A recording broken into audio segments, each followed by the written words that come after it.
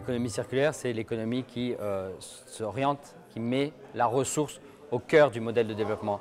Les ressources vont devenir de plus en plus rares, en tension, nous devons les préserver. C'est ça l'économie circulaire, sortir de la société de gaspillage.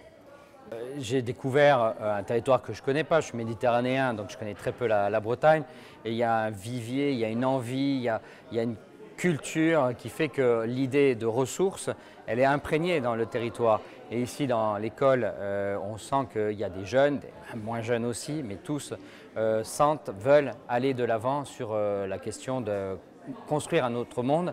Et la prise en compte des ressources et la traduction à travers les différents actes que l'on pourrait dire d'économie circulaire, que ce soit le recyclage, mais aussi la réutilisation, le collaboratif, l'économie de la fonctionnalité, l'éco-conception et même l'idée de l'écologie industrielle et territoriale, où les flux des uns sortant, les déchets des uns deviennent les matières premières des autres. On sent que tout ceci, c'est déjà prégnant et qu'il ne reste plus qu'à germer. Il y a une petite couleur, le glace, c'est ça, où on met un peu de bleu de la mer, un peu de vert de ce territoire qui produit tant et un peu de gris de l'intelligence collective pour construire, parce que l'économie circulaire ne peut pas être uniquement dans la mer, uniquement sur Terre, uniquement dans les cerveaux. C'est la capacité à financer. Qu'est-ce que fait la nature?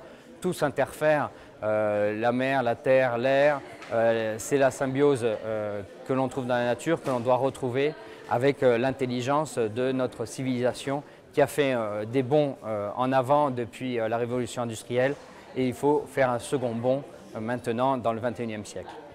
Alors, la France, depuis hier mercredi, à travers la loi transition énergétique présentée par la ministre Ségolène Royal, il y a un volet économie circulaire qui a besoin d'être enrichi, mais qui dit enfin peut-être pas, parce que la France n'est pas si en retard que ça, qui dit l'économie circulaire, la question de la ressource, la question des déchets, mais pas que, est prégnante et a un lien avec l'énergie. Quand on préserve une ressource, quand on répare, quand on partage, quand on donne, on économise 50, 70, 80% de l'énergie nécessaire à fabriquer le produit. Donc on voit bien que économie circulaire, où je préserve les ressources, et transition énergétique sont intimement liées et qu'elles vont avancer de pair, elles vont avancer ensemble. Depuis hier, la loi française le prévoit, les débats qui sont à venir vont l'enrichir. Ce qui s'ouvre devant nous, c'est sortir d'un modèle qui nous amenait dans un déficit de sens qui était l'hyperconsommation, qui amenait à l'hyper-égoïsme. Et préserver la ressource, ça veut dire partager les uns et les autres. Et demain, elle sera tellement tendue que celui qui travaillera dans ce milieu sera fier.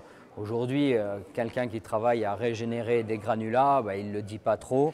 Il dit je travaille dans le BTP, demain il expliquera comment il régénère les granulats, comment il fait de l'économie de la fonctionnalité, etc. etc. L'avenir qui est devant nous est vraiment un avenir bien plus radieux que ce que l'on veut nous faire croire.